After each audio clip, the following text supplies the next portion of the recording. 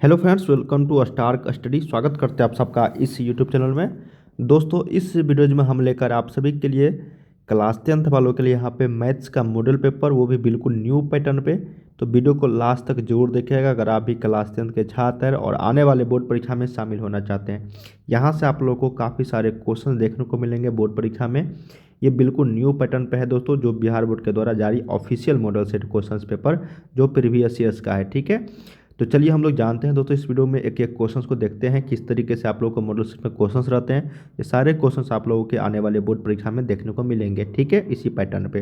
तो वीडियो को लास्ट तक जरूर देखना। अगर दोस्तों चैनल पर नए हैं तो चैनल को जरूर सब्सक्राइब करके बेल आइकन को प्रेस कर देना, ताकि इसी तरीके से हम लोग न्यू मॉडल सेट लेकर आएंगे तो नोटिफिकेशन आपको मिलता रहेगा। ठीक है, और वेबसाइट का भी लिंक आपको वीडियो के डिस्क्रिप्शन में दे डालूंगा दोस्तों, जहाँ से आप लोग को काफ़ी सारे इंपॉर्टेंट क्वेश्चन देखने को मिलेंगे। ठीक है, चलिए पहला क्वेश्चन है दोस्तों यहाँ पे, और वीडियो को लाइक करके शेयर जरूर कर देना सभी में। ठीक है, और टेलीग्राम का भी लिंक आपको डिस्क्रिप्शन में मिल जाएंगे दोस्तों, जो भी छात्र टेलीग्राम चलाते हैं वहाँ पे आप लोगों को इसका पीडीएफ भी देखने को मिल जाएंगे, उसका भी लिंक आपको डिस्क्रिप्शन में दे दूँगा। ठीक है, पहला क्वेश्चन है दोस्तों कि निम्नलिखित में से कौन कोसेक थीटा के बराबर है।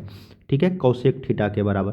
तो कोसेक थीटा के बराबर हम लोग जानते हैं दोस्तों 1/sin थीटा उल्टा हो जाता है, जो कोसेक थीटा के बराबर होता है। ठीक है, या फिर साइन थीटा बराबर हम लोग लिख सकते हैं 1/कोसेक थीटा। ठीक है, इसलिए यहाँ पे एक का जो राइट आंसर हो जाएगा सी हो जाएंगे 1/sin थीटा, जो कोसेक थीटा के बराबर हो जाएगा। ठीक है, ऑप्शन।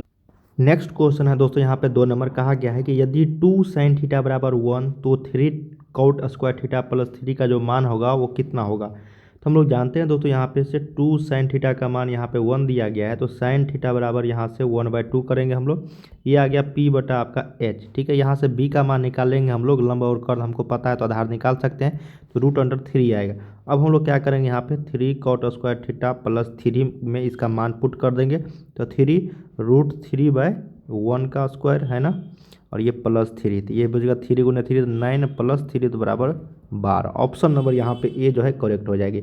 मैंने क्या किया दोस्तों, यहाँ से इसका मान p/h रखा। ठीक है, फिर यहाँ से हम लोगों ने b का मान निकाला, इसमें हम लोग b/p मतलब आधार बटा लंब इसमें मान रखा और इसको कैलकुलेशन कर दिया। ठीक है, बहुत सिंपल प्रश्न था दोस्तों, इस तरह के प्रश्न आप लोगों के बोर्ड परीक्षा में पूछे जाते हैं। चलिए अगला क्वेश्चन देखते हैं। 3rd नंबर, कहा गया कि असंभव घटना की प्रायिकता होती है कितने के बराबर। तो जिसके बारे में हम लोग को पता नहीं है दोस्तों, असंभव है, तो उसका प्रायिकता जो होगा वो 0 के बराबर हो जाएगी। ऑप्शन नंबर सी यहाँ पे करेक्ट हो जाएगी। चलिए अगला क्वेश्चन देखते हैं दोस्तों। कहा गया है आपको 4 नंबर कि यदि निम्नलिखित में से x² - √2x - 12 के शून्यक इनमें से कौन कौन से हैं। तो सिंपल है दोस्तों, इसका शून्यक आप लोग को निकालना है। मतलब x का मान हम लोग क्या क्या रखेंगे कि इसका मान 0 आ जाएगा, है ना। तो इसको 2 मेथड से बना सकते हो, या तो एक ऑप्शन मेथड से दोस्तों, या फिर एक गुणनखंड मेथड से, है ना। तो गुणनखंड मेथड से अगर बनाओगे तो यहाँ पे -12x² को 2 टर्म में आपको तोड़ना है, जहाँ पे -√2x आ जाए। ठीक है, इसको कैलकुलेशन करने के बाद जो आंसर आएगी दोस्तों, इनमें से कोई नहीं, इसका आंसर आप लोग खुद निकालो। ऑप्शन नंबर यहाँ पे डी जो है वो करेक्ट है, इनमें से कोई नहीं इसमें ऑप्शन है। ठीक है, मतलब जितने भी तीनों मान है वो गलत है। तो आप लोग निकाल के कमेंट जरूर करो इसका, गुणनखंड विधि से या फिर ऑप्शन से, है ना। ऑप्शन से अगर नहीं मिल रहा है तो इनमें से कोई नहीं, अगर गुणनखंड निकालना ही है दोस्तों तो आपको कमेंट बॉक्स में आंसर देनी है इसका 4 का। ठीक है, यहाँ पे ऑप्शन नंबर डी करेक्ट है। चलिए अगला क्वेश्चन देखते हैं। कहा गया है कि वृत्त की सबसे बड़ी जीवा जो होती है वो क्या होती है। तो एक वृत्त है दोस्तों, मान लो ये, इसकी सबसे बड़ी जीवा, ये मान लो जीवा होती है, तो सबसे बड़ी जीवा जो होती है दोस्तों वो व्यास होती है, तो जो त्रिज्या से होकर गुजरती है ना, केंद्र से होकर गुजरती है, तो उसको हम लोग व्यास बोलते हैं। तो इसलिए व्यास की, वृत्त की सबसे बड़ी जीवा भी व्यास ही कहलाता है। तो ऑप्शन नंबर यहाँ पे सी जो है करेक्ट है। ठीक है, चलिए अगला क्वेश्चन देखते हैं दोस्तों हम लोग। कहा गया यहाँ पे 12 नंबर में, सॉरी 6 नंबर में, कि 12 मीटर ऊंचे खंभे की जमीन पर पड़ रही छाया की लंबाई अगर 4√3 मीटर है तो सूरज का उन्नयन कोण कितने डिग्री के बराबर होगा। बहुत सिंपल है दोस्तों, मान लो कि ये 12 मीटर ऊंचा खंभा है, ठीक है, और छाया की लंबाई जो है 4√3 मीटर है, ये हमको निकालना है दोस्तों, और इसका मान 12 है। तो ये मान लेते ए, ये मान लेते बी, और ये मान लेते सी। तो tan थीटा का मान यहाँ पे हो जाएगा दोस्तों 12/4√3, है ना। तो 4 तिया 12, तो ये √3, तो √3 का मान कितना, tan 60 के बराबर। इसका मतलब 60 डिग्री थीटा के मान जो हो जाएगी। तो ऑप्शन नंबर ए करेक्ट है 6 में। ठीक है, याद रखिएगा 6 का ए। चलिए अगला क्वेश्चन देखते हैं 7 नंबर दोस्तों। कहा गया कि त्रिभुज ABC एक समकोण त्रिभुज है जिसमें कोण C का मान 90 डिग्री है, तो cos A प्लस B का मान क्या होगा। सिंपल है दोस्तों, इसको बनाने के लिए आपको थोड़ा सा क्या करना पड़ेगा। देखो हम लोग जानते हैं कि एक त्रिभुज ABC मान लो समकोणिक त्रिभुज है दोस्तों, ये ठीक है समकोणिक त्रिभुज। अगर ये मान लो C है, ये A है, ये B है, इसका मान 90 डिग्री हमको दिया गया है। जब इसका मान 90 डिग्री है दोस्तों तो A प्लस B का मान बताओ कितना होगा, 90 डिग्री होगा ना, होगा कि नहीं होगा। तो इसलिए cos 90 का मान कितना होगा बताओ, cos 90 का मान cos 90 साइन 0 0 तो cos 90 यहाँ पे 0 हो जाएगा। तो ऑप्शन नंबर ए करेक्ट है, ठीक है। क्योंकि हम लोग जानते हैं एक डिग्री अगर 90 है तो दोनों कोनों का मान 90, तीनों कोनों का मान 180 डिग्री होती है। तो 180 में से 90 घटा के देंगे तो A प्लस B का मान निकल जाएगी, है ना। तो यहाँ पे ऑप्शन नंबर ए जो है यहाँ पे करेक्ट हो जाएगा। चलिए अगला क्वेश्चन देखते हैं दोस्तों। 8 नंबर कहा गया है कि बिंदु 2,3 एवं -2,3 के बीच की दूरी कितनी है। तो सिंपल है दोस्तों, बिंदु 2,3 एवं -2,3 के बीच की दूरी निकालना, दूरी सूत्र से निकाल लेंगे हम लोग इसको दोस्तों, है ना। तो -2 का स्क्वायर तो -4 का स्क्वायर डायरेक्ट कर देते हैं, है ना। फिर प्लस है दोस्तों 3 में से 3 का 0, तो इसका मतलब चार ही इकाई इसका आंसर आएगी ऑप्शन नंबर बी। आप लोग दूरी सूत्र जानते होंगे दोस्तों, रूट अंडर में x2 - x1 का स्क्वायर प्लस y2 - y1 का स्क्वायर, ठीक है। उसी मेथड से मैंने।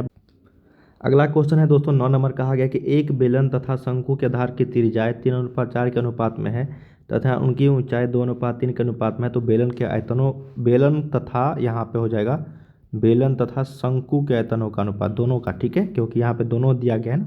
तो इसका हम लोग जानते हैं πr² होता है दोस्तों, और एक होता है 1/3 πr²। बस इसको मान पुट करना है ना। इसको अगर मान पुट करने के बाद दोस्तों आपको आंसर जो आएगी वो 9/8 है। आप लोग क्या करो, इसमें मान पुट करो, है ना। बेलन का जो दिया गया है आर, उसमें बेलन ऊपर वाले में पुट करो, और शंकु का जो आर और एच दिया गया उसको नीचे वाले में पुट करो, आंसर आ जाएगी ऑप्शन नंबर बी 9/8, ठीक है।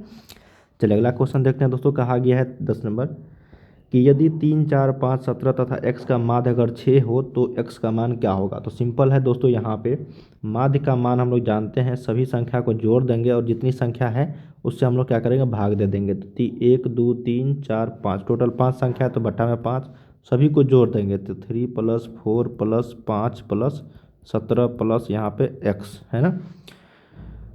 और ये माध्य बराबर कितना है 6 है, तो 6 पंचे 30 हो जाएगा। इधर दोस्तों क्रॉस मल्टीप्लिकेशन करेंगे तो 4, 3, 7, 5, 12, 12, 17, 29, तो 29 + x, तो x का मान यहाँ पे 30 में से 29 गया था कितना, 1 के बराबर। ऑप्शन नंबर ए करेक्ट हो जाएगी, ठीक है। चलिए अगला क्वेश्चन देखते हैं दोस्तों 11 नंबर। कहा गया है कि 3, 4, 7, 2, 7, 6, 7, 9 का बहुलक कितना है। तो इसमें देखते हैं सबसे ज़्यादा बार कौन सा आया है, मोड इसको बहुलक बोलते हैं दोस्तों। तो 1, 2, 3, 7 3 बार आया तो सबसे ज़्यादा यही होगा, तो बहुलक ऑप्शन नंबर यहाँ पे सी करेक्ट हो जाएगी, बहुलक। 12 नंबर है कि 13 और 19 के बीच के समांतर माध्य क्या है। तो दोनों को जोड़ के 2 से भाग दे देंगे दोस्तों, 13 + 19 बट्टा में 2, तो 9, 3, 12 और 2, 1, 3, 1, 4/2, ठीक है। सॉरी 19, 13, 32 ना दोस्तों, 19 तरह यहाँ पे 32 होगा, 32/2, तो यहाँ पे 16 करेक्ट आंसर हो जाएगी। 12 का ऑप्शन नंबर बी हो जाएगा करेक्ट, ठीक है। चलिए अगला क्वेश्चन देखते हैं हम लोग। कहा गया है दोस्तों 13 नंबर कि यदि द्विघात समीकरण x² - px + 4 के बराबर 0 के मूल अगर बराबर है तो p का वैल्यू क्या होगा। बहुत सिंपल प्रश्न है दोस्तों, x² - px + 4 बराबर 0 है और मूल भी बराबर है, तो d बराबर 0 होता है, तो b² - 4ac, है ना। b² - 4ac का मान यहाँ पे 0 करेंगे, तो b के जगह पे -p का स्क्वायर, तो डायरेक्ट p का स्क्वायर लिख देता हूँ, माइनस का स्क्वायर प्लस हो जाएगी, तो p² - 4 × a × 4, है ना, बराबर 0। तो p² बराबर इधर लेके जाएंगे तो 16, तो p का मान कितना +-4, जो ऑप्शन नंबर आपका बी में करेक्ट है, ठीक है। चलिए अगला क्वेश्चन देखते हैं दोस्तों 14 नंबर। कहा गया है कि यदि a और b अभाज्य संख्या है तो a और b का लॉसर कितना होगा। जब दोनों अभाज्य संख्या है दोस्तों तो a और b का लॉसर a × b हो जाएगा, मतलब दोनों का मल्टीप्लाई। चलिए अगला क्वेश्चन देखते हैं 15 नंबर। कहा गया है कि बिंदु x, y की दूरी मूल बिंदु से जो होगी वो कितनी होती है। तो मूल बिंदु से अगर दूरी पूछा जाए तो डायरेक्ट करना क्या दोस्तों, रूट अंडर में x² + y² दे देना, यही मान आ जाएगी। तो 15 का ऑप्शन नंबर क्या होगा, बी, है ना। चलिए अगला क्वेश्चन देखते हैं कि यदि किसी घनाभ की लंबाई l चौड़ाई b तथा ऊंचाई h हो तो घनाभ का जो आयतन होता है वो कितना होता है। तो घनाभ का जो आयतन हो जाता है दोस्तों वो यहाँ पे करेक्ट हो जाएगा लंबाई गुने चौड़ाई गुने ऊंचाई, है ना, आयतन। तो ऑप्शन नंबर यहाँ पे ए। घनाभ का यहाँ पे क्षेत्रफल भी पूछा जाता है ना, इसलिए याद रखिएगा यहाँ पे ये हो जाएगा, ठीक है। लेकिन अगर आयतन है तो ऑप्शन नंबर यहाँ पे ए करेक्ट है। चलिए अगला क्वेश्चन देखते हैं कि ten 10 degree, ten 15 degree, ten 75 degree और टेन 80 डिग्री का वैल्यू यहाँ पे क्या होगी। तो सिंपल प्रश्न है दोस्तों ये। इसमें हम लोग एक ट्रिक जानते हैं, अगर इस दोनों का मान मिला के 90 डिग्री आ रही है तो और इस दोनों मिला के तो अब यहाँ पे एक आ जाता है ना, एक। तो यहाँ पे एक गुने एक तो इसका मान एक ही आएगा, जो ऑप्शन नंबर आपका डी में करेक्ट है, ठीक है। यानी तो आप लोग इसको अभी ऐसे भी कर सकते हो, 1090 माइनस थीटा, तो ये 1080 डिग्री हो जाती है, कॉट 80, और 1080 को मल्टीप्लाई करते हैं तो एक आता है। फिर उसी तरीके से 10 को 75 में बदलेंगे कॉट में, तो कॉट 75 इंटू 10 75, उसका भी मान एक। मतलब सिंपल है दोस्तों कि अगर दोनों को मिला के 80 डिग्री 90 डिग्री आ रही है तो मान एक याद रख लेना, ठीक है। और मल्टीप्लाई है सभी में तो गुना करोगे तो एक ही आएगा। चलिए 18 नंबर देखते हैं कि निम्नलिखित में से कौन सा द्विघात समीकरण है। तो इसमें से 4 ऑप्शन दिए गए हैं दोस्तों, इनमें से बतानी है कि द्विघात समीकरण कौन सा है, ठीक है।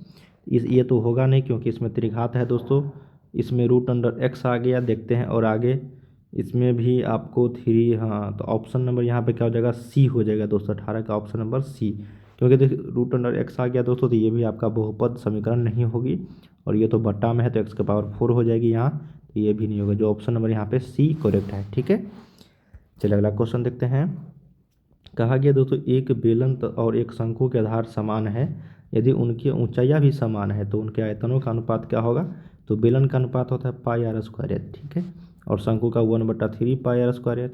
ये सभी सेम है दोस्तों, ये सभी सेम है, तो कट जाएगा तो 1/1/3, तो ऊपर लेके जाएंगे तो 3/1। देखते हैं किस ऑप्शन में, तो ऑप्शन नंबर यहाँ पे डी करेक्ट हो जाएगा। चलिए अगला क्वेश्चन देखते हैं।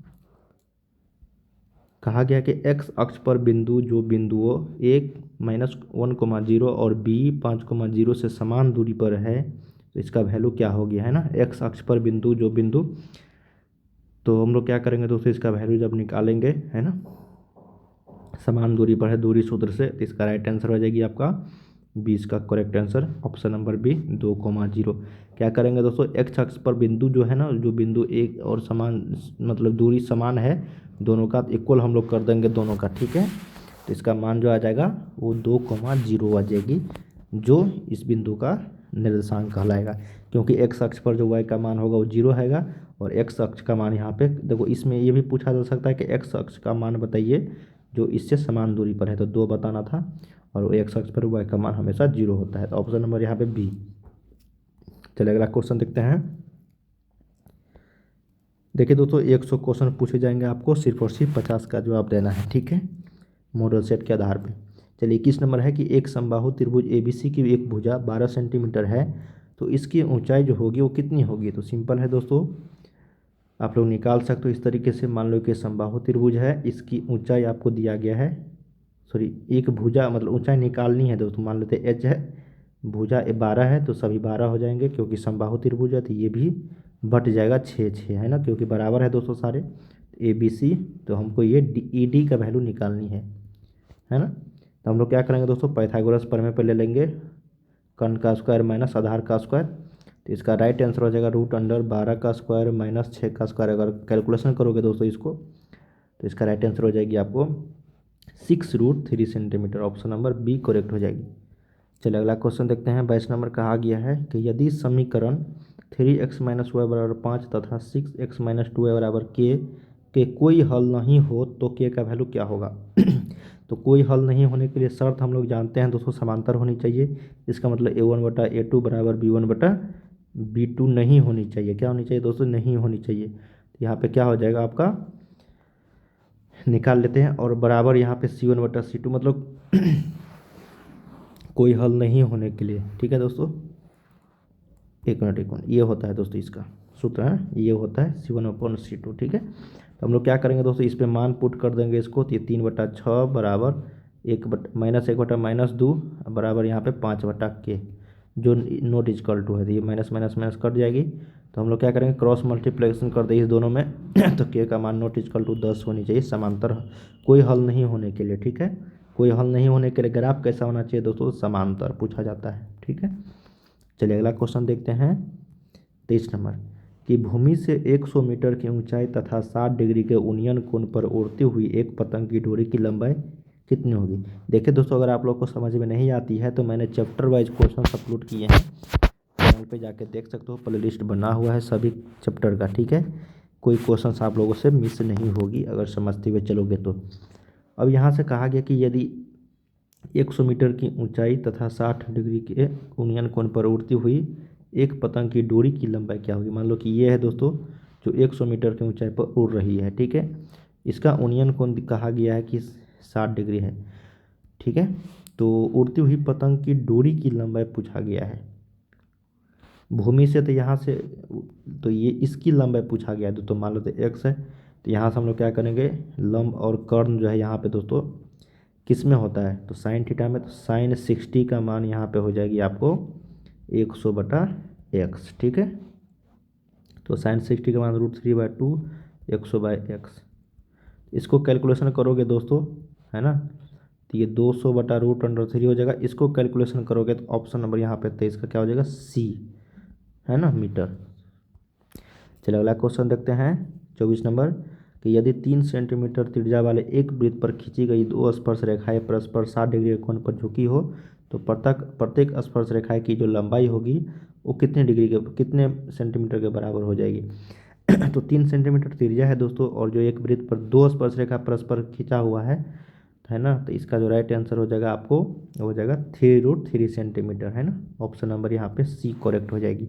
चलिए अगला क्वेश्चन देखते हैं कि 52 ताशों की एक गड्डी को अच्छी तरह फेंट कर उसमें से यादृच्छा एक पत्ता निकाला जाता है। इसके लाल रंग होने की, तो बादशाह होने की, है ना, तो टोटल लाल रंग जो होते हैं दोस्तों कितने होते हैं, 4 होते हैं, और टोटल पत्ता कितना 52, तो है ना। तो इसको अगर हम लोग करेंगे दोस्तों तो कितना आएगा, सॉरी बादशाह कितने होते हैं दोस्तों लाल रंग के, वो 2 होते हैं ना। बादशाह कितने होते हैं, 2 ही होते हैं ना लाल रंग के, एगो ठिकरी का एगो लाल पान का। तो ये हो जाएगा, तो यहाँ पे कितना हो जाएगा दोस्तों ये, तो ये हो जाएगा आपका 2/52, है ना। तो ये हो जाएगा 1/26, तो जो करेक्ट है। देखो दोस्तों लाल रंग का बादशाह होने की, तो लाल रंग का बादशाह कितना होता है, 2, एक ठिकरी का और एक लाल पान का। ठीक है, जो आप लोग को पता होगी जब ताश खेलते होंगे तो। ऑप्शन नंबर बी -10, इसमें पदों की संख्या निकालनी है दोस्तों, कितने हैं, तो ए का मान -10 है, तो डी का वैल्यू निकाल लेंगे -10 +4 आ जाएगी। TN का वैल्यू आपको 34 पता है, तो n का वैल्यू नहीं निकालोगे a + n-1 इंटू डी वाले फार्मूला पे, तो बिल्कुल निकाल लेंगे दोस्तों हम लोग, है ना। क्या करेंगे दोस्तों यहाँ पे TN बराबर हम लोग क्या करेंगे, a + n-1 इंटू डी वाले फार्मूला से निकाल लेंगे। तो n का वैल्यू यहाँ पे जो आएगी, जो मैंने बताया, a का मान -10, डी का वैल्यू यहाँ पे 4, TN का वैल्यू मतलब लास्ट पद आपको 34 दिया गया है। तो इसको जो अगर वैल्यू निकालोगे दोस्तों तो ऑप्शन नंबर यहाँ पे 12 बी करेक्ट हो जाएगी। ठीक है, n का मान 12, मतलब टोटल इसमें 12 पद है जो 34 तक आती है, -10 से शुरू होगी। चलिए अगला क्वेश्चन देखते हैं दोस्तों 27 नंबर। कहा गया है कि बिंदु -6, -5 का x नियामक कितना है, तो x नियामक इसमें कितने 6, तो ऑप्शन नंबर यहाँ पे ए करेक्ट हो जाएगी। द्विघात बहुपद x × 2x - के शून्यकों का योग कितना है, तो इसको कैलकुलेशन करते हैं हम लोग, तो ये हो जाएगा आपको 2x² - 5x - 3 = 0। तो अल्फा प्लस बीटा कितना हो जाएगा दोस्तों, -b/a, तो -b कितना है यहाँ पे माइनस प्लस, तो 5/2 किस ऑप्शन में, ऑप्शन नंबर डी यहाँ पे करेक्ट हो जाएगा। Option number D 5/2। ठीक है, इसको कल करेंगे 2x² - 5x - 3 में, सिंपल है, अल्फा प्लस बीटा बराबर -b/a। चलिए अगला क्वेश्चन देखते हैं दोस्तों। कहा गया कि 1 + 2 + 3 + z + n जो बराबर है वो कितने के बराबर है, तो हम लोग जानते हैं कि सभी प्राकृतिक संख्याओं का योग होता है n × n + 1/2, option number C. चलिए अगला क्वेश्चन देखते हैं 30 नंबर। कहा गया है कि निम्नलिखित में से कौन बहुपद है, तो कौन बहुपद है देखने ही से लग रहा है दोस्तों कौन सा बहुपद है, ऑप्शन नंबर डी। √x वाला नहीं, पावर वाला नहीं, फिर √x आ गया दोनों में, तो ये भी नहीं। इसमें देखो √ है लेकिन इसमें नहीं है, x वाले टर्म में चर पद में नहीं होनी चाहिए दोस्तों। ऑप्शन नंबर यहाँ पे डी करेक्ट है, बहुपद। ठीक है, चलिए अगला क्वेश्चन देखते हैं 31 नंबर दोस्तों। क्या कहा गया है कि दो चर एक्स वाई में रैखिक समीकरण X plus B Y plus C बराबर जीरो के कितने अधिकतम हल संभव है। तो X plus B Y plus C बराबर जीरो में जो हल होंगे संभव वो अनगिनत होंगे, क्योंकि दो चर वाले रैखिक समीकरण में एक्स और वाई का मान हम लोग अनगिनत रख सकते हैं। चलिए 32 देखते हैं कि समांतर श्रेणी 1 4 7 10 डैश डैश का कौन सा पद 88 है। तो ए का मान यहाँ पे 1 है, डी का वैल्यू 3 है दोस्तों, और कौन सा पद 88 है तो टी एन का वैल्यू यहाँ पे 88 है। तो एन का वैल्यू निकाल लो A plus N minus 1 into D वाले फार्मूला से, है ना। तो यहाँ पे 1 रखेंगे, एन का मान निकालना है हमको, डी का वैल्यू यहाँ पे 3 है बराबर 88। तो कितना हो जाएगा दोस्तों ये 1 प्लस, है ना, 3n-3 बराबर 88। तो इस साइड लेकर जाएंगे दोस्तों, तो ये आपको हो जाएगा कितना, 3 में से तो 88 दूर 90 हो जाएगा उधर, तो 30 यहाँ पे करेक्ट आंसर हो जाएगी। एन का मान कितना 30 निकाल सकते हो ये वाले फार्मूला पे, ठीक है। किसी भी तरह का दिक्कत आती है तो ज़रूर कमेंट करके किया करो, ठीक है। अगली वीडियोज में मैं कवर करा दूंगा अगर कुछ भी समझ में नहीं आती है तो। 33 देखते हैं कि बिंदु -3 -5 किस पाद में स्थित है। तो देखने से लग रहा है तृतीय पाद में है दोस्तों, जानते होंगे प्लस प्लस दोनों होते हैं, माइनस प्लस होते हैं, ठीक है, माइनस माइनस होते हैं, उसके बाद प्लस माइनस होते हैं, पता है ना ये चारों। चलिए अगला क्वेश्चन देखते हम लोग कि 2 cos स्क्वायर 60 डिग्री का वैल्यू कितना होगा। तो 2 cos स्क्वायर 60 का वैल्यू, तो ये 1/2 का स्क्वायर, है ना, तो ये हो जाएगा 2 गुने 1/4। इसको कैलकुलेशन करेंगे तो 1/2, ऑप्शन नंबर डी करेक्ट हो जाएगी। चलिए अगला क्वेश्चन देखते हैं। कहा गया दोस्तों 35 नंबर कि निम्न में से किस द्विघात बहुपद के शून्यकों का योगफल 3 और गुणनफल -10 है। तो इसका सूत्र होता है दोस्तों A square minus alpha plus beta into X plus alpha into beta, ठीक है। शून्यकों का योगफल कितना दिया है, ये दिया है 3 और ये कितना दिया है -10, ठीक है। अब हम लोग क्या करेंगे, इसको पुट कर देंगे मान, ठीक है। तो यहाँ पे एक्स स्क्वायर, तो x square minus alpha plus beta का मान 3, तो 3x plus -10 plus minus minus तो -10। देखते हैं किस ऑप्शन में है, एक्स स्क्वायर माइनस 3x -10, जो ऑप्शन नंबर सी में यही करेक्ट हो जाएगी। फार्मूला आता है दोस्तों x square minus alpha plus beta into X plus alpha into beta, याद रखिएगा। चलिए 36 नंबर देखते हैं कि निम्न में से कौन अभाज्य संख्या है। तो अभाज्य संख्या यहाँ पे देखने से लग रहा है दोस्तों 23 है, जो स्वयं एवं 1 से विभाजित हो। चलिए अगला क्वेश्चन देखते हैं कि 1 + tan theta into plus sec theta into 1 + cot theta minus, ये तो 2 नंबर में पूछना चाहिए था लेकिन ऑप्शन में दे दिया है। चलिए इसका आंसर आ जाएगा दोस्तों 2 आ जाएगा, ठीक है, ऑप्शन नंबर डी। इसको कैलकुलेशन करेंगे तो, ठीक है, प्रूफ करने के लिए बोला जाता है। चलिए 38 नंबर देखते हैं कि एक वृत्त की परिधि 2 पाई से बढ़ाकर 4 पाई कर दी जाती है, तो उसका क्षेत्रफल कितना हो जाता है। जब 2 पाई से हम लोग 4 पाई कर देते हैं दोस्तों, है ना, तो इसका जो क्षेत्रफल जो हो जाता है वो बढ़ जाता है दोस्तों आपका 4 गुना। 2 से दुगुना हुआ तो इसका क्षेत्रफल आर स्क्वायर जो होता है ना दोस्तों, तो ये 2 गुना हो जाता है यहाँ पे। तो ऑप्शन नंबर यहाँ पे डी 2 पाई आर, है ना, तो ये 4 दूनी 8 हो जाएगी, तो मतलब 4 गुना हो जाता है। जब इसको 2 गुना करेंगे तो उसका क्षेत्रफल जो होगा तो 4 गुना हो जाएगी। निम्न में से कौन मूल बिंदु के नियामक है। तो 0,0 सिंपल है। चलिए अगला क्वेश्चन देखते हैं हम लोग। कहा गया है कि x बराबर -5 का आलेख कैसी सरल रेखा होगी। तो -5 जो होगा ना दोस्तों, ये -5 किधर होगा, इधर, तो इधर इसका, तो ये y अक्ष के समानांतर हो जाएगी, ऑप्शन नंबर बी। चलिए अगला क्वेश्चन देखते हैं कि sin 63 बटा cos 27, तो इस दोनों को कटाएंगे तो 1 के बराबर और दोनों को जोड़ेंगे तो 90 डिग्री बराबर 1। मैंने बताया था कि जब दोनों संख्याओं को जोड़ेंगे तो 90 डिग्री आनी चाहिए 1 के लिए, ठीक है।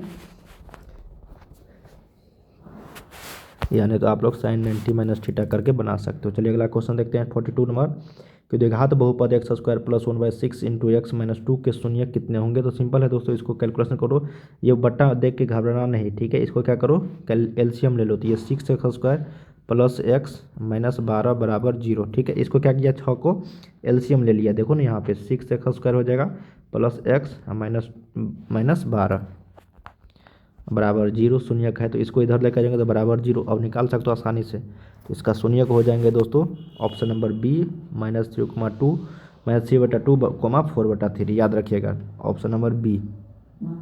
चलिए अगला क्वेश्चन देखते हैं दोस्तों। कहा गया है